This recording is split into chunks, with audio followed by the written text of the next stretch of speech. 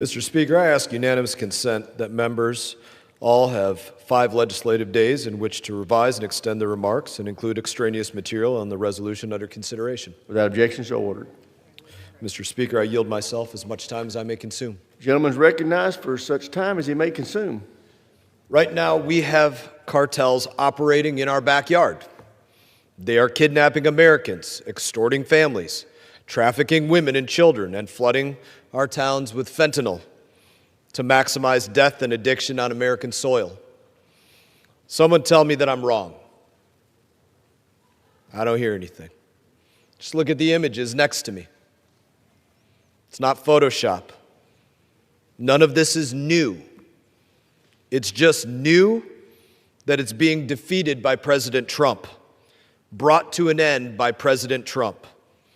This violence, it comes from the Sinaloa and Jalisco cartels, Tren de Aragua, MS-13, Cartel of the Suns, headed by Nicolas Maduro, just to name a few.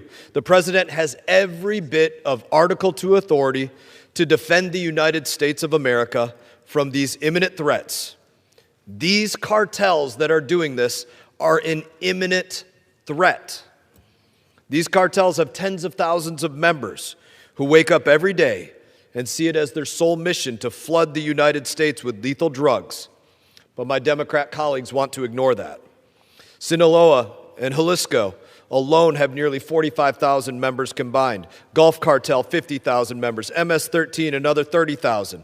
They're coming across the Gulf constantly, 365 days a year, 7 days a week. They are coming to the United States of America with their violence. That is the definition of imminent. These drug cartels are highly organized, militarized.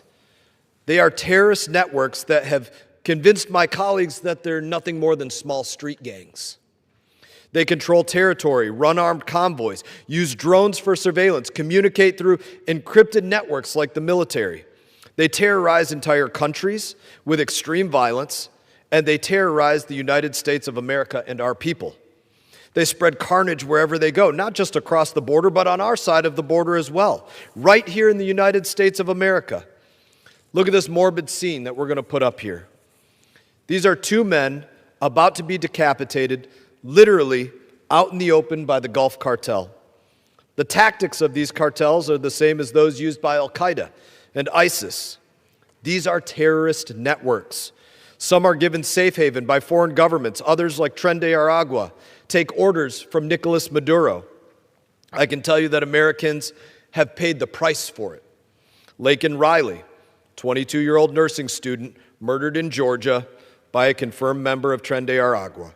Claritha Daniels and Justin Lawless, executed outside of their Bronx apartment by 6 Tren de Aragua terrorists. These were neighbors to my ranking member. 74-year-old American rancher killed in Brownsville, Texas, when his truck hit a cartel-planted IED. Exactly the same kind of thing that took my legs off. Democrats don't want the president to be able to defend America from these terrorists. Even more tragic is the fact that nearly 80,000 Americans overdosed last year on fentanyl, cocaine, and other cartel and trafficked drugs. But Democrats don't want to protect you from that either. In fact, yesterday, after we had a classified briefing, the gentleman on my left, the ranking member, went directly to the press to claim that these strikes were not protecting America. Literally said these strikes were not stopping drugs. Everything that he said is very easy for me to prove wrong. Every drug boat sunk is literally drugs not coming to the United States of America. Every narco-terrorist killed is an American life, like Laken Riley or Claritha Daniels saved. The threat is pressing and it's frequent. In November, the Coast Guard announced it seized 510,000 pounds of cocaine in the Eastern Pacific and the Caribbean since the start of 2025. This is enough cocaine to harm nearly 170 million Americans. Congressional authorization is not required to carry out precise limited strikes. My colleagues did not object when prior presidents conducted military operations in Yemen and Libya and Syria, operations which were also limited and successful. This resolution is also reckless and poorly written. It prevents the president from acting against any foreign terrorist organization in the Western Hemisphere. Under this resolution, the president could strike Al-Qaeda or ISIS in the Middle East. But if those same terrorists came across into the Western Hemisphere, they could be untouchable and free to kill as many Americans as they want. Democrats are not putting forward an authorized use of military force, telling the president how to combat any of these issues. Democrats are putting forward a resolution to say the president cannot do anything about MS-13 or Tren de Aragua and every other cartel. That is getting aid and comfort to narco-terrorists. That is ignoring an imminent threat. The cartels are relentless and ruthless. They have military capabilities and use them every day against the American homeland. When a threat poses immediate danger to Americans, the Constitution gives the president the authority to act. I reserve the balance of my time.